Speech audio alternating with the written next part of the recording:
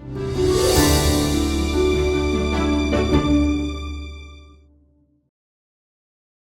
right, a little bit about myself. I have been a physical therapist for 10 years. I've been treating pelvic health for 10 years. A little story about myself and how I became a mother. Um, I have one daughter. She was born, and then we got pregnant again with my husband. And then I looked at him and I said, if this is another girl, you're cut off, because he wanted 3 kids and I wanted 2. And then God laughed at me and he gave me twins. So that's the story of how I became a girl mom. Another thing that I want to talk about is the goal of the community lecture. So overall, I want to make sure that you have a good understanding of why I'm doing the lecture. The reason I'm doing it is to reduce your overall healing time. I want to make sure that you have the tools in order to understand how your body has changed and what are things that you can do while you're in the process of the 4th trimester. Another thing is I want to empower you to start healing prior to you even having that OB follow-up appointment, whether it's 6 to 8 weeks. I want to make sure that you can look at your own body and decide, are these things I can do to help prepare the healing process? And then educate so that you may understand whether or not you need pelvic health therapy. So disclaimer, I am a doctor of physical therapy, but overall, anything that I say is trumped by your potential or your personal OB. So because they're providing you the individualized care. So this is just going to be an overview of the most common impairments that I might see at a pelvic health treatment. So this is the outline of what we're going to go over. We're going to go over diastasis recti, diaphragmatic breathing, Kegels, which are also called pelvic floor muscle exercises, urinary incontinence, and I'll go into detail what all of that is. And then I'll also do bowel care and constipation, pelvic organ prolapse. We'll go over some abdominal precautions, things to consider if you have a cesarean delivery. And then we'll go over cesarean incision, episiotomy, perineal tear care, and then your OB follow-up care, as well as the pelvic health department and the program that we have here at Eisenhower. So one thing I wanted to go over, and something that I discussed in my description of the lecture, is that pressure management.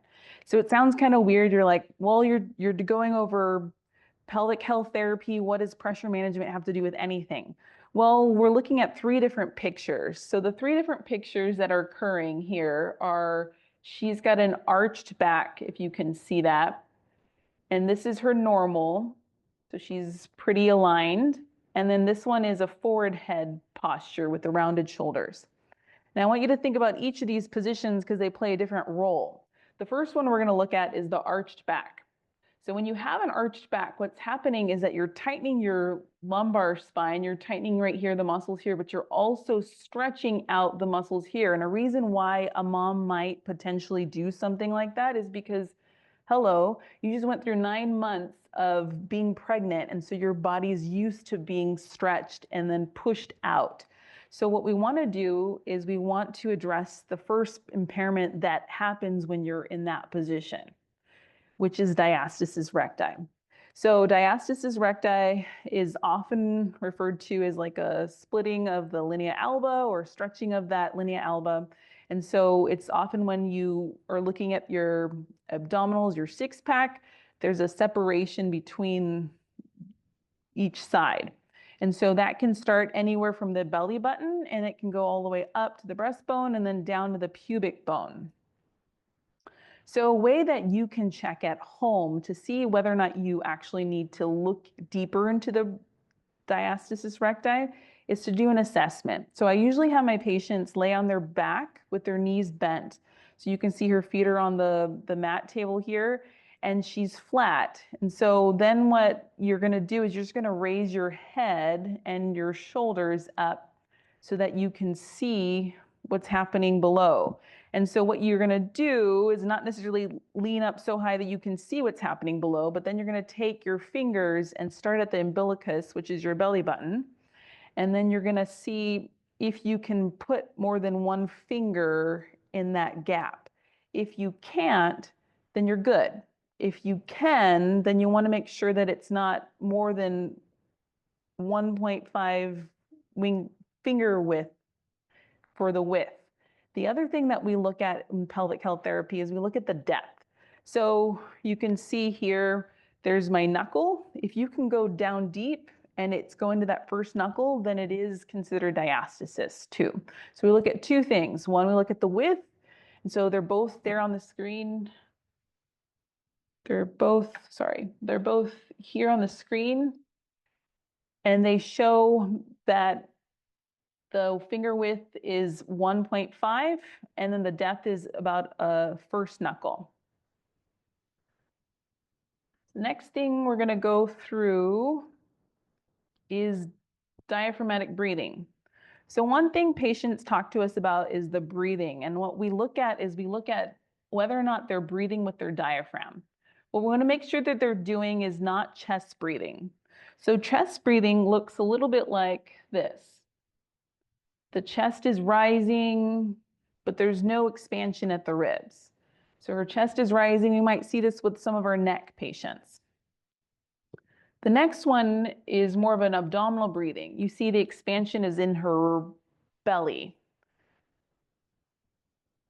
Those are not the way that we want people to breathe. So what we do want is we want the diaphragmatic breathing to be more of that 360 rib expansion. And it should be performed throughout the day. So anytime that you're doing Kegels, you should be doing diaphragmatic breathing. If you're lifting, you should be doing some diaphragmatic breathing.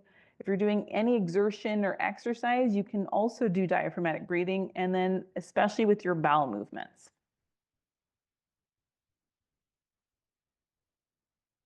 So Kegels, very common phrase that people will talk about. The Kegels are the pelvic floor muscle contractions. They can help reduce the probability of incontinence or pelvic organ prolapse, and they can be performed hours after a vaginal birth or cesarean birth. But if you've had a episiotomy or a perineal tear, then you might want to refer to your doctor and make sure that they feel comfortable with everything that you're doing as far as the Kegels. So how do you do a Kegel? So if it's done correctly, you should feel like the pelvic floor muscles are coming closer together. So if we're thinking about our pelvic floor muscles, these are our pelvic floor muscles, they should be coming together and then moving inwards or up. So we want to make sure that the muscles are not only getting a squeeze, but a lift component. The other thing that we want to consider when we're doing a Kegel is that you should exhale. You're going to get a maximum contraction if you do a Kegel when you're exhaling. You can do a Kegel when you're normally breathing, but the one thing that we're discouraging is holding your breath when you do a Kegel. So a way to improve your Kegel is to maybe give some tips. And so sometimes most of our patients need some type of cueing because that seems like a foreign concept. So what I usually tell patients to do is squeeze like you're holding back gas or stop the flow of urine. And that can get that squeeze component, but what it's not doing is that it's not really getting the lift. And so you really have to make sure that they have the concept of the squeeze and the lift. So another thing that I do with my patients is, especially if they're postpartum, a lot of them have already used a tampon. And so I usually say, imagine you have a tampon inserted your vagina and you're pulling on the strings and you're playing tug of war. So you should be a squeeze and a lift. And that component or that thought process makes sense to most of my patients that are young females. And hopefully that's helpful information. Here are some considerations for the urinary incontinence. There are 3 different main types that we see with our postpartum. It is stress, urge, and mixed. So stress is when you have leakage with you cough, sneeze, laugh, jump, or exercise. And urge is like leakage on the way to the bathroom. And then mixed is a combination of the two. Things to consider when we're thinking about urinary incontinence is that most theory of thought is like, let's just do a ton of Kegels and that will help you reduce the leakage. Well, that's old school. The new school train of thought is to think about the whole system and what's happening above it, what's happening within it, and then what's happening below. So when we're thinking about what's happening on top of the bladder, then we must think about what's happening at the bowel movements. And so if you are someone that's often constipated and you're wondering why you're having leakage now, it's because the bowel movement is on the bladder. So we want to make sure that we encourage that you eliminate the constipation. Another thing that we want to make sure you do is you drink water. That can help reduce the acidity in your urine. It can also help with hydration and staying hydrated for those moms that are breastfeeding. The other thing that we advise is limiting your bladder irritants. And so I've just listed a few, which are coffee, tea, alcohol, and carbonated drinks. Those are like the main four that we see patients typically drink. And so if you're drinking any of those things in excess instead of water, what you're going to find is that you're going to be potentially going to the bathroom more frequently. So we often might say is drink water, bladder irritant, drink water, bladder irritant, so that you're diluting your urine. Another thing that you want to do is perform Kegels prior to a cough, sneeze, or laugh. So this is also called the knack. So it's a preemptive contraction of your pelvic floor muscles before you cough, sneeze, and laugh. The other thing that you can do is perform Kegels to delay the urge. What that means is that you perform the Kegel and it sends a signal to the brain. It's like, it's not time to go to the bathroom. And so that can often help delay the urge. But sometimes when we feel the urge, the natural tendency is to rush to the bathroom instead of allowing your body to stay calm and contract your pelvic floor muscles. And then the other thing that we recommend is to perform diaphragmatic breathing so that you're expanding your ribs and you're breathing and you're calming yourself and you're also resetting your vagus nerve, which helps reduce that sensation to feel like you need to rush to the bathroom. The other thing that we think about for our urge patients, urinary urge patients, is to think about something else. So there's two different phrases that I use for my stress incontinence and my urge incontinence patients. One is squeeze before you sneeze. So that helps you understand that that knack needs to occur, that contraction of the pelvic floor muscles before you cough, sneeze, laugh. The other thing that you want to do is with urge is you want to look at reminding yourself that you are in control. And so if you think about what you are able to do as far as thinking about something else and not focusing on having to the bathroom, then you can sometimes just delay it just by ignoring the habit that you've created. Constipation. So many of the pain medications provided, so if you've had a vaginal birth or C-section, pain medication might be something that you're often taking right after birth. Stool softeners are often something that people will take or they're often given. They're sometimes even prescribed when you go home so that you make sure that you're having good bowel movements. And that's important to do and important to have great bowel movements and not be constipated. But there's other things that you can do to help reduce the constipation. So we'll go through some here today. So the water intake we've already discussed. So we want to drink about 64 ounces, but if you're breastfeeding, you want to consider drinking more. So at least 96 ounces of water is going to be important. Fiber intake, considering 25 to 30 grams of fiber, adding one or more fruit or vegetable to each meal. And then prune juice is something that you can do. It's also something that you can ask potentially at the hospital that you're giving birth if you're having a hard time having a bowel movement, and sometimes that will help the bowel movements move along. The other thing is walking. Walking can assist you in motility, which basically means allowing the bowel movements to move through the intestines so that it does come out eventually. The other thing is a use of a squatty potty or a stool. The thought process is that if you put a stool underneath your feet when you're sitting on the toilet, then you're going to relax your pelvic floor muscles and then the bowel movement will empty out a little bit better. A lot of times when we're sitting on the toilet, our feet are barely touching or we're sitting at a 90-90 and our actual pelvic floor muscles are not relaxing. So by giving the advantage of putting your feet on a stool, it changes the angle of the pelvic floor muscles and allows them to relax a little bit further. The next one is an I love you massage, or it's called an ILU abdominal massage. The other ways to improve a bowel movement is to do diaphragmatic breathing, which we already discussed. Diaphragmatic breathing is nice because what happens is it has a synergistic relationship to the diaphragm and the pelvic floor muscles.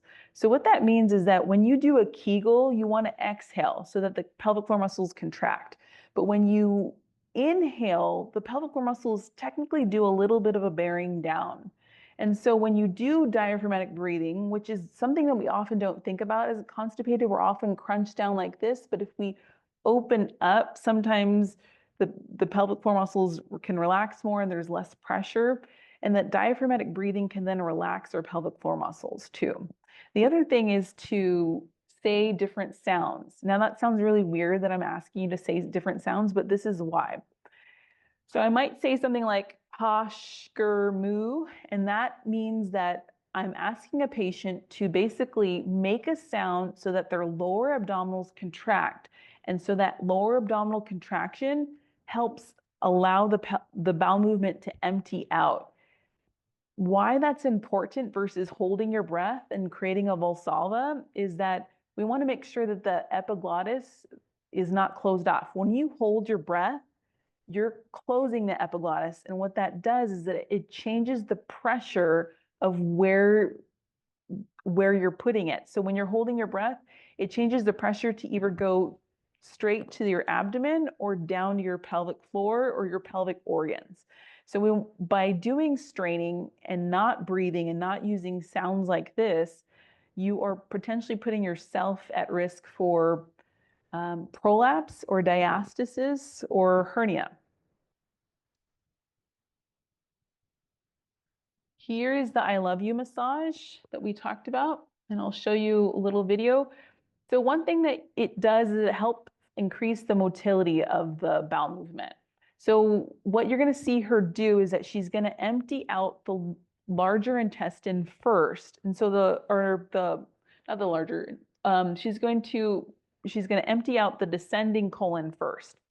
So it is part of the larger intestine, but she wants to empty out where it's going to end up to the rectum. So she'll push here first, and then she'll go make her way around and do the I love you massage.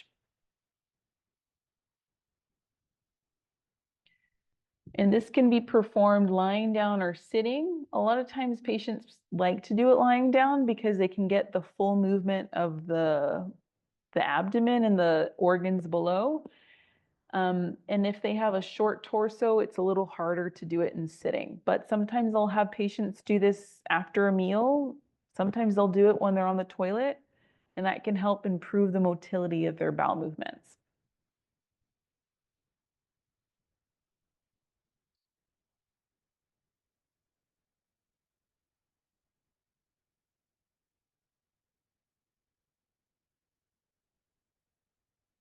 Fiber. So we already talked a little bit about fiber, but the thing that you can slant one way or another is that this is kind of important in that if you eat certain kinds of fiber, like soluble fiber versus insoluble fiber, it will play a part on reducing fecal leakage versus constipation. And so if for some reason you have constipation, you want to slant your eating habits to maybe a little bit more insoluble fiber. So you can see here on the handout or like this little picture here that these are all insoluble. Now these aren't a gold standard of insoluble fiber. I'm just giving you an idea of what to look for. If you want to go through different fruits and vegetables or different types of foods that you think might have a lot of fiber, you can always research and look into whether or not they belong more in the soluble or insoluble. By slanting it a little bit more on the insoluble, you can help aid that reduction of the constipation. Pelvic organ prolapse. So a common theory is that pelvic organ prolapse happened because I was pregnant, or I had a delivery, or I had a vaginal birth. But actually, there's a high correlation between pelvic organ prolapse and constipation, and there's a high correlation between pelvic organ prolapse and even a cesarean delivery. So even if you didn't have to push, there can be some thought that the prolapse can occur higher in that scenario than even when you have a vaginal birth. So we're back to this posture. We talked about the arched back because we talked about the diastasis. Then we went back to the normal, but here's the forward head posture. And why is that important? Because we see a lot of our breastfeeding moms in that posture because they're crouched over their baby, and that's the position that they're in when they're holding their baby. So why that's a problem is that it's creating the pressure forward. And so that means that if you are stuck in this position, which you might be in that fourth trimester or longer, is that you're putting pressure down, which doesn't help the pelvic organ prolapse. So here are the three most common pelvic organ prolapses. The number one that I typically see is cystocele, which basically means that the bladder is dropping into the vagina. The next one that is often common is the uterine prolapse.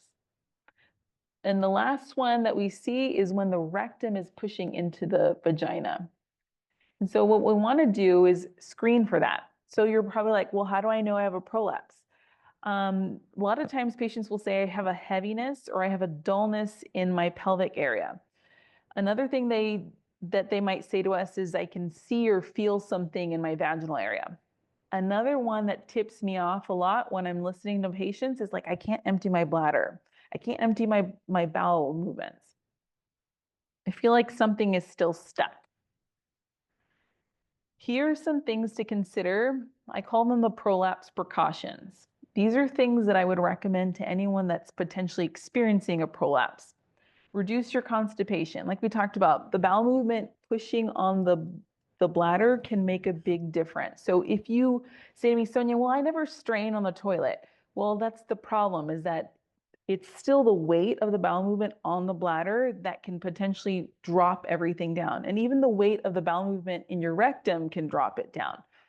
And even the straining itself can drop everything down. So the first two are reduce the constipation and then avoid the straining on the toilet. And so we've already talked about ways that you can improve your bowel motility and movements. And so hopefully you're considering all of those options. The other thing we want to do is avoid holding your breath with exertion or lifting. And then you want to limit coughing and then perform the knack when unavoidable. So what that means is that you're going to do that preemptive cough, or preemptive Kegel before that cough, sneeze, laugh, so that you're protecting whatever is weak already and dropping so that it's not dropping further. The other thing that you want to do is perform Kegels with a normal breathing pattern. We've already talked about a little bit, you probably want to try to do a Kegel on the exhale. You're going to get the strongest contraction doing that, but you can also do it with a normal breathing pattern. The one thing you still don't want to do is do it when you're holding your breath. And then you want to try to avoid lifting more than the weight of your baby. That's something that can be tricky because you might have a car seat, you might have a stroller, but doing your best. And if you have to do lifting, then we want to make sure that you're breathing while you're doing that. Abdominal precautions following a cesarean. So these are things that I would consider. And the reason I'm showing all of this is because I've had cesareans. And so these are things that I wish that I had known about what to do prior to having cesareans. So I wish I had thought about a lot of these things. And as a physical therapist, I was lucky enough that I knew some of these things, but these are my ways of helping you prevent some extra tearing or extra damage to your abdominals. So we want to avoid lifting, pushing, pulling more than 10 pounds for 4 to 6 weeks. Now, if your baby is heavier than 10 pounds, then that's okay. We want you to lift your baby. But if it's significantly, if it's something that's much heavier, then we want to be mindful of that. The other thing is you can support your C-section with a pillow when you cough, sneeze, or laugh. You want to log roll when getting in and out of bed and turning over. The other thing you want to do is walk as much as tolerable. Now, this might be uncomfortable, but walking can help, like we said, the motility, but can also help strengthen the abdominals too in a functional way. And then sidestep when going up and down stairs. We're lucky enough in the desert, there aren't that many stairs, but if you need to go upstairs, going up sideways will be helpful. So lifting body mechanics. So I just have a video about lifting body mechanics, but this kind of applies to everything. What you want to do is stand with a wide base of support. You can engage your pelvic floor muscles while you're still breathing. And then you want to lift with your legs, keeping the object close to your body, and then exhale while you're exerting.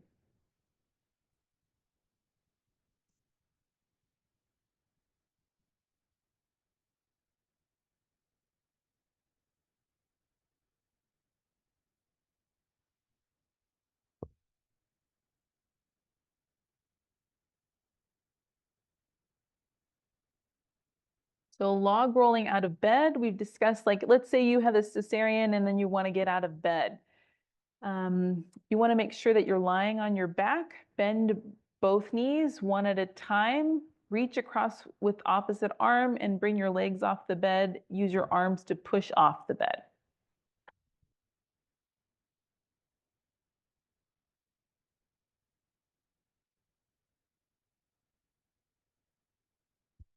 The whole point of the log roll is to avoid that twisting of the spine. So we're keeping the incision kind of at as much as we can in a place where it's not having to have any shearing.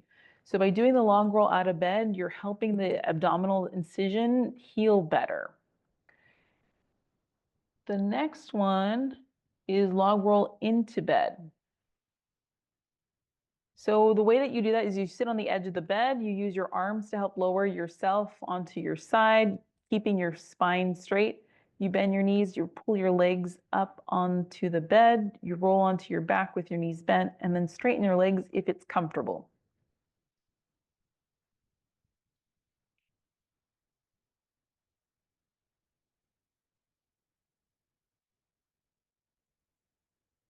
Cesarean incision, episiotomy, and perineal tear care. So a lot of times we get patients that are like, I don't want to touch my scar. It's numb. It's got pain. But the problem is that you really do need to touch your scar. You really need to desensitize it and you need to massage it so that the scar is no longer at a place where it's sensitive and that it's more mobile. When we think about a scar, like if this was my scar, if it was binding and it doesn't move, that's not helpful for you. So we want to make sure that the patient and you know that you can massage your scar. The thing is, you want to wait usually until your doctor says your scar is healed, and that's usually at 6 to 8 weeks. So by moving the scar back and forth in different directions, like how you would move your own skin in different directions, that helps the mobility of the tissue and it helps reduce potential scar tissue below the different surfaces. So we know that the layers of the scar are skin and then it has fascia and then we have muscle. But what we want to make sure is that they all can glide on top of each other and nothing is adhering because then the scar tissue can grow deeper and it can be a source of pain. So what I usually recommend to patients is start, light touch, 6 to 8 weeks once the incision is healed. But then what I also want to make sure that you do is that you don't neglect it because after that 6 month mark, it becomes a little bit harder to get that scar tissue mobilized. So the importance is that it increases the tissue healing and mobility, decreases the sensitivity, and it prevents pain when we're doing various movements and including sexual intercourse. Episiotomy and perineal tear care. So these are some extra things to consider if you had a vaginal birth and you haven't had tearing or they ended up doing a episiotomy. These are same things that we went over already. Reducing the straining on the toilet, reduce constipation, and then use a donut cushion or a waffle cushion while sitting. So, it's kind of silly that I had a donut cushion that looks like a donut, but it really is just a pillow that has a hole in the middle, and that can sometimes help. So this waffle cushion is something that sometimes the nurses can provide you if you've been in the hospital and you are having uncomfortable time sitting down. This can help reduce the pain when you're sitting down. And then breathing with your movements will help with the perineal tear. And then also limiting your lifting, but if you have to lift, we want you to breathe. So what's next? Deciding whether or not pelvic health therapy is for you. Well, do you have any of these impairments? And how soon after your delivery did all of these happen? And have they all resolved? Is it too late for me? No. I will say that I have worked on a 40-year-old scar because a patient had a motor vehicle accident and she had a cesarean when she, had given birth, 40 years ago. And then with whatever reason, she had constipation issues, and we worked on her scar and her motility improved. So is it too late to work on the impairments? No, it's not too late, but is this the right time for me? So a lot of times what we find is that patients have a hard time with childcare. And so that shouldn't discourage you from coming in to see us, but it's just something to think about whether or not this is the best time in your life to be doing the physical therapy. The other thing is we want patients to be aware that doing physical therapy should mean that you are also setting aside time to do your home exercise program. So it's not just about making the appointments, it's also about being able to do some of these things at home. The other thing that you want to be able to consider is, can I attend these regular sessions? Because usually they might be once a week, sometimes they might be spaced out, but can you do all of those things? And then also another consideration is just calling ahead to cancel appointments if you can't make them. That'll be helpful for us so that we can get other patients in. At the 6-week OB appointment, you might be advised that you can resume sexual intercourse. Another thing that you might be told is to return to regular exercise or recreational activities. And then you want to massage your scars developed from the delivery. Here are some things that you should consider if you have any of these things and you're in postpartum or the 4th trimester.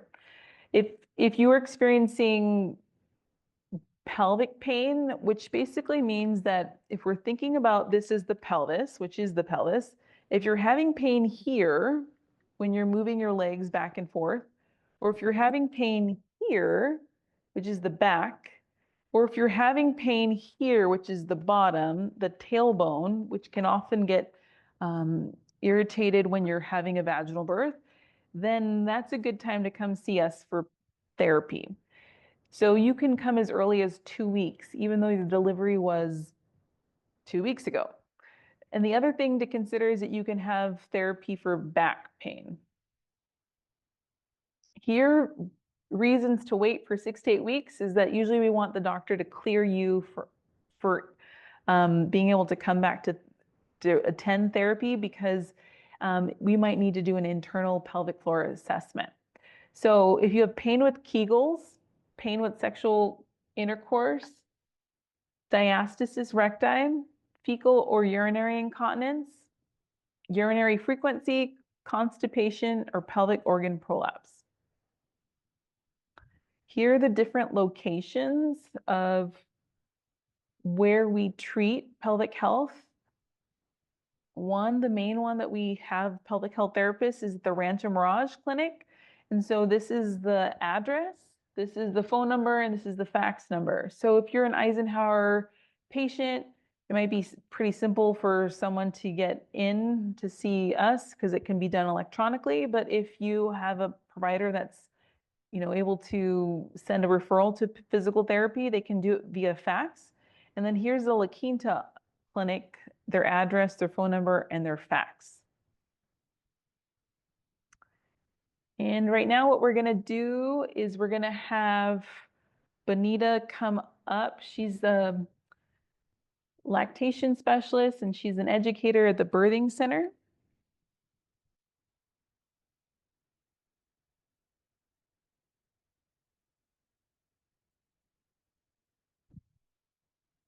All right. So I just wanted to share a little bit about what we do here in the Family Birth Center as far as education. I appreciate all this great information that we've already received. That's wonderful. Oh, thank you so much.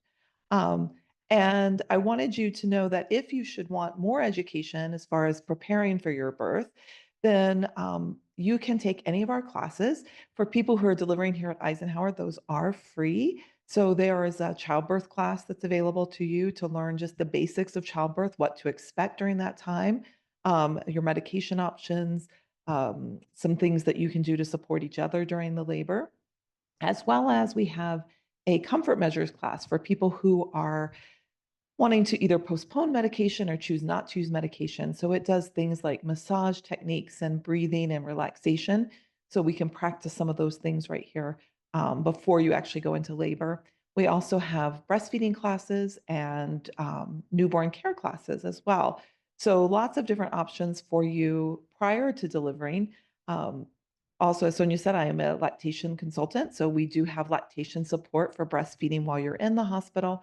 And then we also have a new parent support group that meets after your baby is born. And that is open to anyone in the community to be able to come and join and ask questions and get support from lactation as well as from other families in the community, helping each other out with your successes and challenges. I think we're also going to open it up now to anyone who has questions, and so that you can put them into the chat. Is that where we want them to put those? So questions about either of the things we've been discussing. And you can see, I will say here on our website that you're welcome to go to it. There'll be a phone number where you can call and schedule a class. Just let us know what you're interested in. We'll send you the schedule so that you can sign up. All right, I'm going to turn it back over to any questions you might have. Yeah, Bonita. The question is, what are things that patients can do to prepare for delivery? There's a lot of things to do. I think one thing is just knowing how to do a Kegel. I think that's important. Another thing is learning how to bear down without holding your breath. So what we want to make sure that a patient can do is that they can bear down, because that's how the baby comes out of the birthing canal without holding your breath. And so making that sound and pushing on the lower abdominals while the baby's coming out is important. Another thing that you can definitely clear with your OB is perineal massage. So that sounds silly, but they do this often right before the baby is being born. But if you can do it ahead of time, it prepares the tissue so much more, and it potentially can prevent the perineal tears or even episiotomies. So if you can see, when I say perineal tear, this is the area that's the perineum. And so if you insert a clean finger or gloved finger in this area here, you can stretch the tissue, and that will help reduce the tension that's there and help prepare the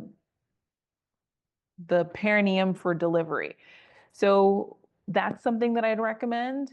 Another thing that I'd recommend is just taking a postpartum course or even listening to this lecture so that you're prepared for the things prior. So if you have a good understanding of what everything is entailed here, what's nice about that is that you don't have to pay attention to that much more. You can just keep up with potentially all the things that you're working on right now.